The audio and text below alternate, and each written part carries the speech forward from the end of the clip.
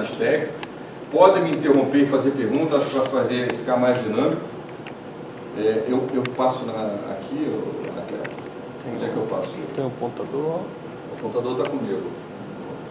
Vê se ele está passando. Aqui também passa? Vê se ele está passando. Qual é o botão que passa? Volta para lá.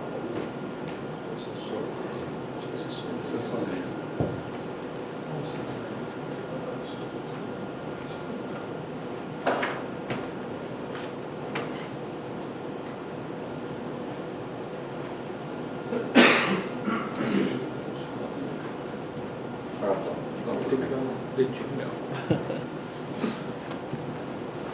Então, pessoal, a anatomia cirúrgica da próstata. Vamos falar algumas coisas.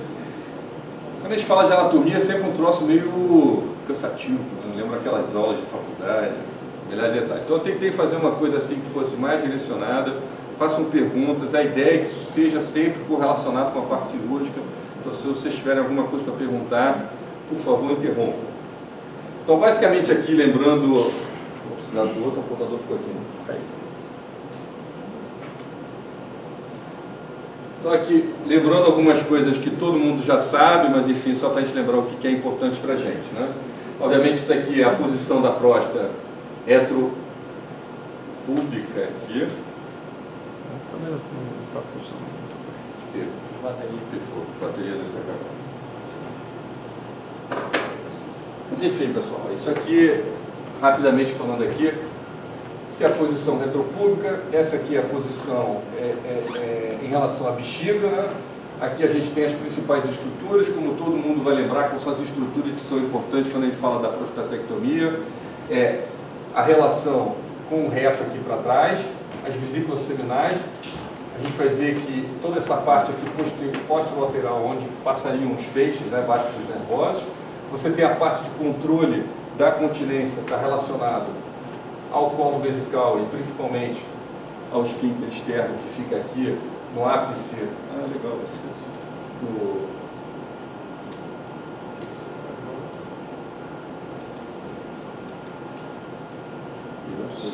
Ele aponta e ele passa. Beleza, tá ótimo. Bom, então isso aqui é para lembrar uma coisa muito simples. Aqui é o espaço de Hess, a próstata, a bexiga. Então os elementos importantes do ponto de vista funcional estão aqui, estão nessa lateral aqui, látero posterior principalmente, e aqui no ápice, né, que são relacionados à parte de funcional, né? Bom, lembrando ainda sobre parte, quando a gente fala de anatomia prostática, a gente vai falar sobre alguns aspectos da anatomia prostática, mas não vai falar de todas. Essa anatomia também muito conhecida, que é a anatomia zonal da próstata, ela não é tão relevante quando a gente fala de prostatectomia radical, né? Ela acaba tendo um papel maior quando a gente fala sobre hiperplasia prostática benigna. É claro que quando a gente fala de câncer de próstata, é importante lembrar que a maioria dos cânceres de próstata estão na zona periférica e tal, mas isso eu só coloquei para, como a gente está falando de anatomia prostática, né, é claro que vem à mente a divisão prostática em zonas, né, quer dizer, zonas de transição, a zona central, a zona periférica, enfim, são todos os elementos que são da anatomia prostática, mas que acabam não interferindo tanto quando a gente fala da prostatectomia radical, né? O que a gente leva mais em conta quando a gente fala sobre a anatomia da próstata para prostatectomia radical? Então isso aqui é um trabalho, na verdade isso aqui desse autor aqui, que todo mundo já deve ter ouvido falar, que é o Walsh. A grande contribuição do Walsh para a anatomia da próstata foi justamente descrever certas estruturas de uma maneira mais sistemática, que não tinham sido feito ainda, que permitiu que é considerada a época moderna da prostatectomia radical. Esse é um cirurgião muito conhecido, cirurgia aberta, obviamente, né? Mas é cirurgião da década de 90, né? 80, 90, quer dizer, ele é antes da minimamente invasiva, né? E ele fez alguns trabalhos, porque o que a gente tem? A prostatectomia radical, ela é descrita já há muito tempo, né? E antes já tinha descrito isso no início do século passado, né? O acesso retropúbico, ele já era conhecido desde a época do Milling, isso aí é desde o pós-guerra imediata. Isso é da década de 40, 45, foi um trabalho que ele publicou, o acerto retropúbico, para fazer a adenomectomia Amelia, né, que ficou com o nome dele, né? Então isso aqui já são acertos conhecidos. A própria prostatectomia radical retropúbico também já era feita, só que ela é extremamente temida, né? Eu peguei professores meus que tinham medo da prostatectomia radical, que é uma cirurgia que tinha fama de sangramento, às vezes que você não conseguia controlar, taxa de incontinência às vezes proibitiva, muito doente incontinente, impotência era certo. Mas vai ficar impotente, isso aí você já dava como certo. Você tinha um medo de sangramento que você ia ter dificuldade de controlar durante, e tinha aquela coisa de, pô, vários doentes ficam incontinentes. Então, na verdade, a anatomia não era suficientemente bem conhecida, essa é uma cirurgia que não era uma cirurgia dominada, né?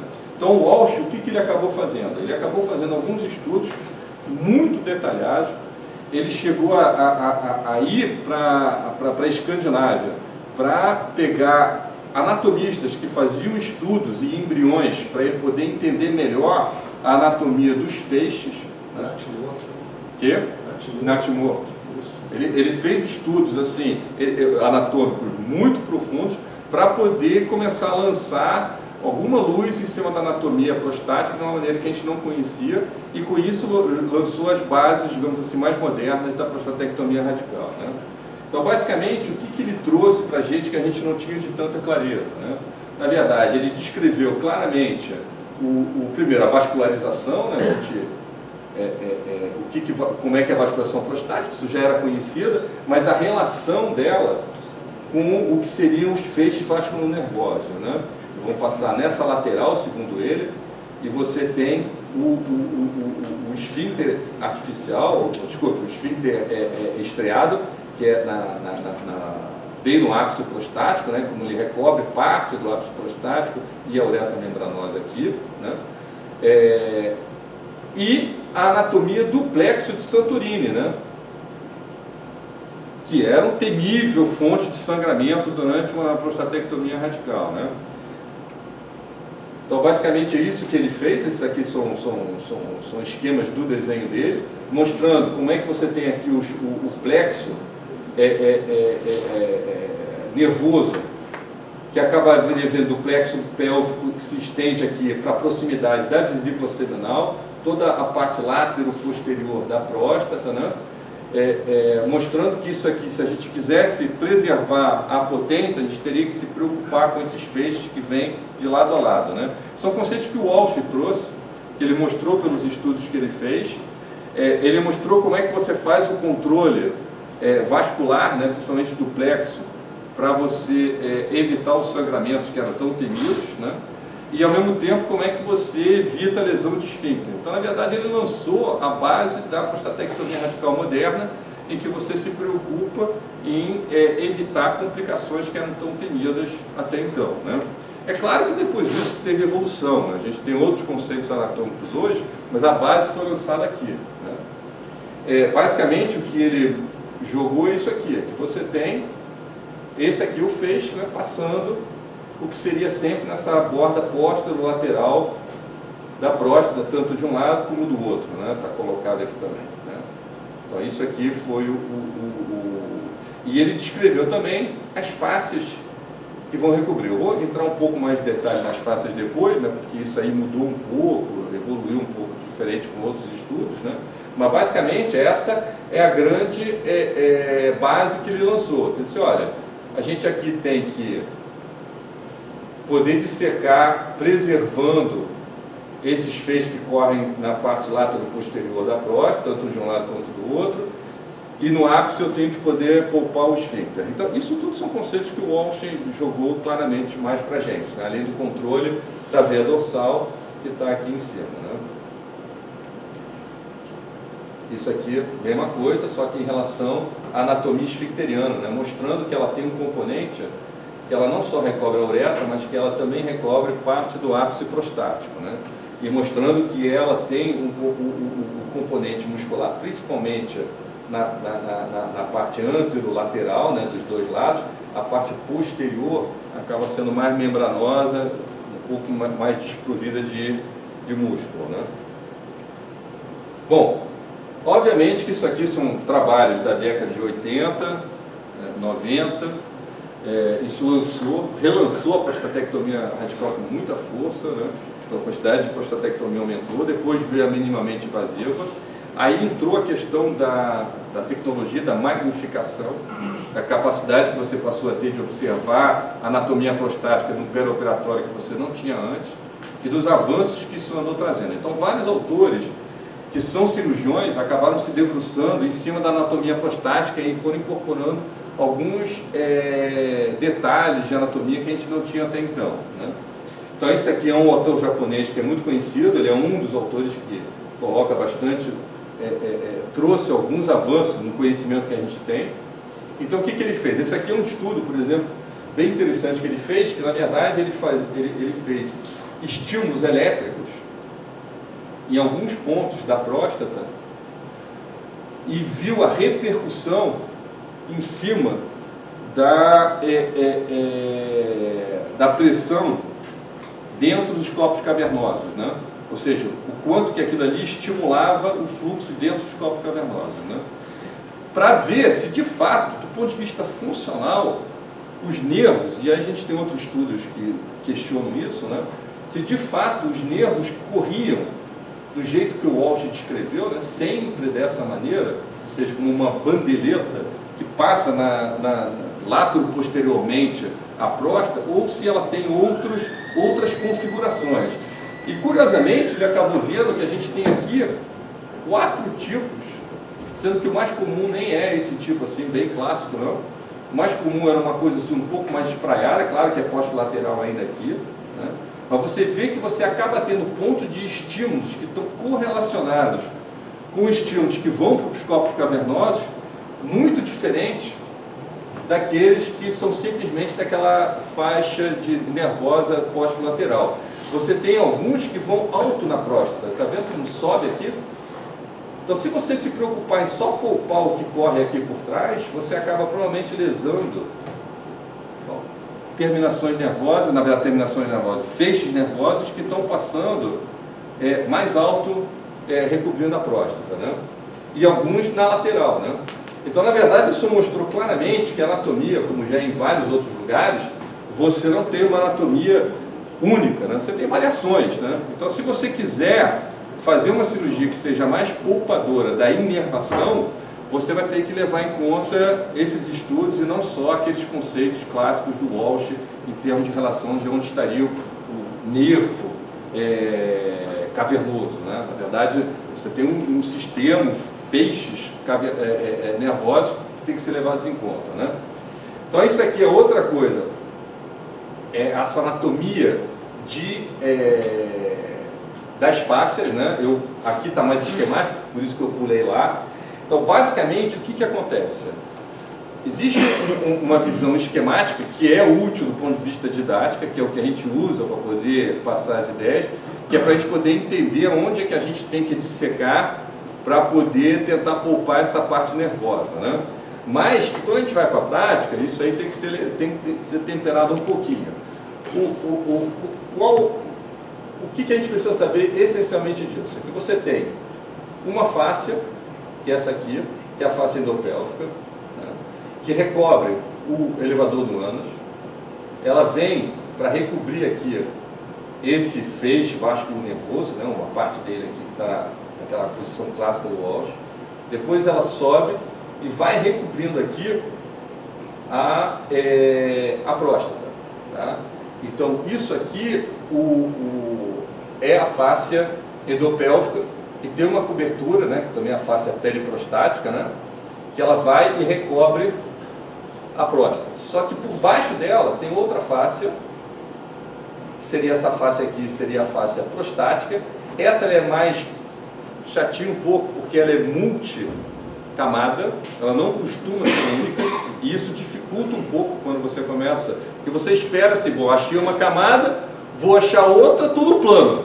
Infelizmente não é tão simples, você às vezes se depara com uma coisa que lembra uma cebola. Você vai descascando e você vai vendo que você tem mais camadas ali e você precisa de outras referências anatômicas que eu vou mostrar mais à frente para você realmente começar a fazer uma preservação que seja adequado e ao mesmo tempo sem risco de você entrar na próstata. Ele vai descascando, daqui a pouco está dentro da próstata, claro. Agora, se você não descascar o suficiente, você não está no plano que poupa o feixe. Por quê? Porque olha só o que a gente tem aqui. Aqui o que a gente tem é que você tem essa camada mais externa, né? Mas se você quiser poupar o feixe que está passando aqui, você tem que justamente poder ir abaixo dessa fáscia prostática que está aqui. Então, você tem que saber onde é que está esse plano para você poder realmente poupar isso tudo aqui. Né? Essa face aqui você tem que liberar ela, que é essa periprostática, né, que é essa face endopélvica, né, que se estende por cima da próstata. Se você quiser já entrar por aqui, assim, eu vou tentar entrar aqui para poupar aqui. Tudo bem, você tem que incisar essa aqui. Né? Mas se você disser, não, cara, mas eu não quero ficar tão perto, eu quero entrar nesse planinho aqui. Esse é um pouco mais delicado. Tá? Então, isso aqui são conceitos que são mais difíceis porque, na verdade, essa dita face prostática, ela, na verdade, muitas vezes ela é multicamada. E isso dificulta a visualização perioperatória. Então, isso aqui é uma visão, justamente, do... Está vendo isso aqui? Isso tudo, a chamada face prostática. Isso não é bem uma face, né? São fáscias, né? São várias camadas. E isso que dificulta um pouco a nossa visão, né? O elevador do ânus está aqui você tem a próstata, né? E aqui por fora você vai ter a face periprostática endopélvica. Essa sim você define com uma certa facilidade, né? Onde é que está a endopélvica, a extensão dele para cima da próstata. Com mais facilidade, na maioria das vezes, você consegue identificar. Mas não é esse o plano mais rente à próstata que você consegue desenvolver sem entrar na próstata, né? Então essa é a dificuldade, é você conseguir descascar isso aqui, entrar nesse plano aqui, sem entrar aqui. Isso aqui é a próstata. Você tem que entrar aqui. Por quê? Porque você quer preservar isso aqui, né? Você quer preservar o que está aqui. Na verdade, você quer preservar coisas que provavelmente estão ao longo disso aqui, que são aquele trabalho japonês mostrando que você tem vários feixes nervosos que se estendem pelas laterais, não estão todos agrupados aqui. Então, se você quiser poupá-los, você tem que entrar soltando essa lateral toda essa fáscia multicamada prostática, para você liberar esses feixes que estão correndo aqui. Bom, fáscia de Denonvilliers, isso obviamente é uma estrutura anatômica muito antiga, descrita pelo Denonvilliers, que é um francês anatomista, né? Mas o que ela tem de relação? É que ela tem uma relação íntima com esse plano que a gente quer desenvolver, que é esse plano em que você entra por dentro dessa fáscia prostática multicamada, né? Na verdade, um plano se estende ao outro, né? Que a Denonvilliers é na parte posterior, que separa com o reto, né? E é o plano que, se você dissecar entre ela e a próstata, você vai encontrar o mesmo plano que poupa totalmente o feixe vascular nervoso na lateral.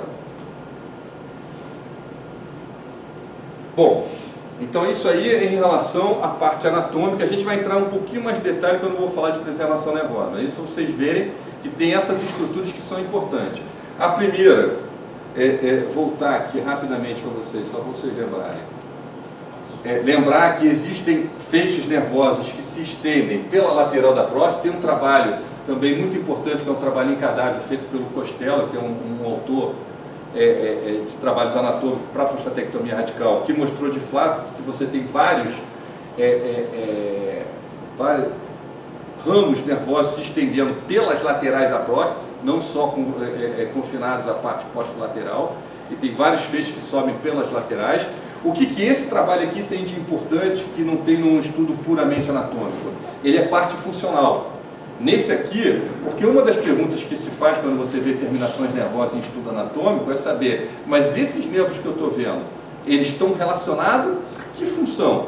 Eles estão relacionados a uma função esfincteriana, eles estão relacionados a uma função erétil, eles são nervos sensitivos, são nervos de fato que vão interferir na parte funcional que eu estou estudando ou não. Esse estudo japonês, ele foi um passo à frente e mostrou claramente que sim, você tem várias dessas terminações que se correlacionam com a função erétil, né? Porque ele estimulou eletricamente ali e viu que tinha repercussão nos corpos cavernosos, né? Então, só para dizer que não é só esse estudo, você tem estudos anatômicos puros que mostram que você tem várias estruturas nervosas ao longo. Então, isso do ponto de vista de feixe é o que a gente tem que lembrar. Isso não é um feixe único como Walsh descreveu, são estruturas que vão pela lateral da próstata, né? E obviamente pegando próximo às vesículas seminais, como a gente já sabia. Do ponto de vista agora da continência, né? Quais são as estruturas que são importantes para a gente? Uma, ter um impacto na continência discutível, algumas escolas defendem que sim, outras acham que não tanto, é o colo vesical. Tá? Mas por quê? Porque obviamente a gente sabe, isso aqui já são conceitos mais antigos, que você tem o esfíncter interno, o esfíncter involuntário que fica aqui. É um plano não tão fácil, por quê? Porque você não tem uma diferença entre as fibras prostáticas e a do colo vesical, elas estão embrincadas. Você não tem um plano certo ali. Você consegue achar o plano, mas as fibras do colo com a próstata se misturam. Então, na verdade, esse é um plano que já desde o início ele é considerado difícil para o acesso minimamente invasivo, né? Porque como você não tem o tato como referência, você é tudo visual. Isso já nos trabalhos iniciais do Guionou, do Valenciennes, de Montsouris que eu citei, eles botavam isso como uma das etapas mais difíceis da prostatectomia radical, é você conseguir fazer esse plano entre a bexiga e a próstata, porque as fibras ali elas vão se misturando, mas você tem algumas referências e a ideia, pelo menos para quem defende que isso tem impacto na continência, é você tentar preservar ao máximo o colo vesical como parte do aparato responsável pela continência. Então, isso aqui também já, com a visualização robótica, você consegue ver. O que você tenta ver? É que você, no colo vesical, você vai vendo, isso aqui são músculo longitudinal que a gente vê claramente por trás do colo, quando a gente vai dissecando, são partes das estruturas que quando você vê, você identifica que você está preservando adequadamente. Então, se você consegue entrar bem no colo, são estruturas que você vai encontrando, tá? E a ideia é que se você preservar isso, você poderia aumentar a continência. Isso aí não é uma unanimidade, tem trabalho por aí que pode que sim, outros nem tanto, mas enfim, isso é uma coisa que num conceito de preservação acaba sendo defendido. E é claro que o principal está no ápice prostático, isso aí ninguém discute, e é a preservação do esfíncter estriado, que acaba sendo o grande responsável pela continência no pós-operatório de uma prostatectomia radical, né? Então, o que é importante a gente levar em conta? Uma parte do que eu já falei, né? Vocês veem que o componente muscular ele é muito mais, digamos, nesses 2/3, 3/4, né, anterolaterais aqui. Posterior, ele acaba sendo muito mais membranoso, né? Então a parte muscular ela é muito mais anterior, que é a parte que você aborda normalmente pelo acesso anterior, que é o mais usado, né? Então você e lembrar que o esfíncter ele não está só em cima da uretra, ele se estende para cima do ápice prostático, né? Então parte da dissecção que você faz no ápice, se oncologicamente você puder, isso vale para colo vesical também, né? Tem que levar em conta onde é que está o tumor, você não vou estar entrando no tumor para isso, para você tentar soltar sempre rente à próstata para preservar todo o esfíncter, né? Porque se você pensar na próstata e dizer assim, vou entrar reto, você provavelmente está lesando uma parte do esfíncter que na verdade recobre o ápice prostático. Então a ideia é que você entre descascando, né? Você soltando para você preservar, né? Então, do ponto de vista do esfíncter. Isso são as únicas estruturas envolvidas na continência? Não, mas isso aqui estamos falando das principais, tem outras, né? Então, isso aqui são bases anatômicas que eu vou usar agora para falar um pouco sobre preservação de continência e preservação de potência. Eu boto de próximo vídeo.